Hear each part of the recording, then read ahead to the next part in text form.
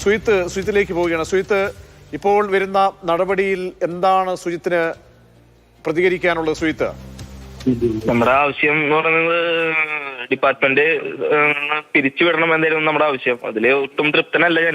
സസ്പെൻഷനിൽ ഒതുങ്ങുന്നതല്ല. നമ്മൾ ആവശ്യപ്പെടുന്നത് ഡിസ്മിസ് ചെയ്യുന്ന ഈ 5 പേരെയും ഈ കേസിൽ ഉൾപ്പെട്ടുള്ള 5 പേരെ സർക്കാർ ഉദ്യോഗസ്ഥരിൽ നിന്ന് ഡിസ്മിസ് ചെയ്യണമെന്നാണ് നമ്മുടെ ആവശ്യം.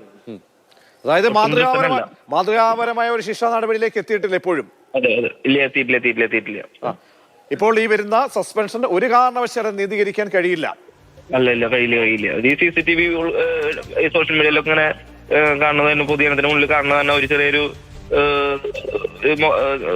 പൊതുജനത്തിന് മുന്നിലൊരു മണ്ണ് വാരിയിടാന്നുള്ളൊരു പ്രത്യേക സർക്കാർ എടുത്തിട്ടുള്ള നിലപാട്.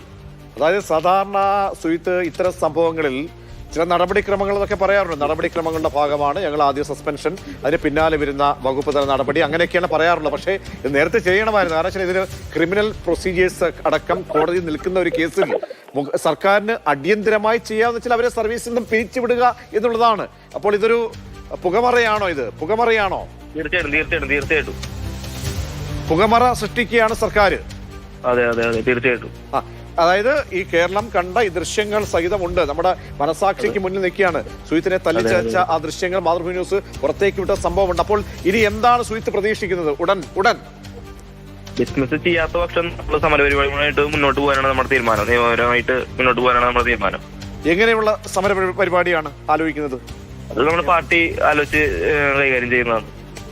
ഇപ്പോൾ ഈ പറയുന്ന 4 പോലീസുകാർ അല്ലാതെ ഒരാൾ കൂടി ഈ സർവീസിലുള്ള അല്ലെങ്കിൽ മറ്റൊരു വകുപ്പിലേക്ക് മാറി ഒരാൾ കൂടി ഉണ്ടല്ലോ. ആളെ ഉൾപ്പെടുത്തിക്കൊണ്ട് 5 പേരായി. അപ്പൊ പക്ഷേ ഈ പറഞ്ഞ ഈ 5ാമത്തെ വ്യക്തി, അതായത് ഒരു റവന്യൂ വകുപ്പിൽ ജോലി ചെയ്യുന്ന ആളെ കുറിച്ച് ഈ ഉത്തരവിൽ പറഞ്ഞിട്ടില്ല. പഞ്ചായത്ത് വില്ലേജ് ഓഫീസിലാണ്. ഇതിപ്പോ 4 പേരുടെ ഉത്തരവ് മാത്രമേ വന്നിട്ടുള്ളൂ. അദ്ദേഹത്തെ കുറിച്ചൊന്നും പറഞ്ഞിട്ടില്ല. അപ്പോൾ ആളുകളെ ഉൾപ്പെടുത്താനാണ് നമ്മുടെ ആവശ്യം. നമ്മൾ പറഞ്ഞിട്ടുള്ളൂ അങ്ങനെ തന്നെയാണ്. അപ്പോൾ ശക്തമായി മുന്നോട്ട് പോവുകയാണ് ഇനി, അല്ലേ? തീർച്ചയായിട്ടും. നിലവിലെ ഈ പറയുന്ന നടപടി, അതായത് സസ്പെൻഷൻ, വെറും ഒരു പുകമറ സൃഷ്ടിക്കലാണ് എന്നാണ് സുജിത്തിന്റെ അഭിപ്രായം. അതെ. അപ്പോൾ ഇനി എങ്ങനെയാണ് ഇനി പാർട്ടിയുമായിട്ട് ആലോചിച്ചുള്ള തീരുമാനങ്ങളിലേക്ക് പോവുക? അതെ, തീർച്ചയായിട്ടും പാർട്ടിയായിട്ടുള്ള ആലോചന മാത്രമേ നമ്മൾ മുന്നോട്ട് പോവുള്ളൂ. ശരി സുജിത്ത്, വളരെ നന്ദി. കാരണം സുജിത്തിനെ സംബന്ധിച്ചോളം നമുക്കറിയാം, ആ ദൃശ്യങ്ങൾ കാണുമ്പോൾ അറിയാം എത്രത്തോളം ഒരു മനുഷ്യനെ വളരെ ശാരീരികമായി ഉപദ്രവിക്കുന്ന പോലീസുകാരുടെ ആ ശാരീരിക ഭാഷ, അവരുടെ കയ്യേറ്റം, ആ കയ്യൂക്ക്. അപ്പോൾ തീർച്ചയായും ഒരു മാതൃകാപരമായിട്ടുള്ള ശിക്ഷ ലഭ്യമാക്കേണ്ടതാണ്. പക്ഷെ അത് ഉണ്ടായിട്ടില്ല എന്നുള്ളതാണ്. ഇപ്പോൾ സസ്പെൻഷൻ മാത്രമാണ് പോലീസിന്റെ ഭാഗത്തു നിന്നും ഉണ്ടായിരിക്കുന്നത്.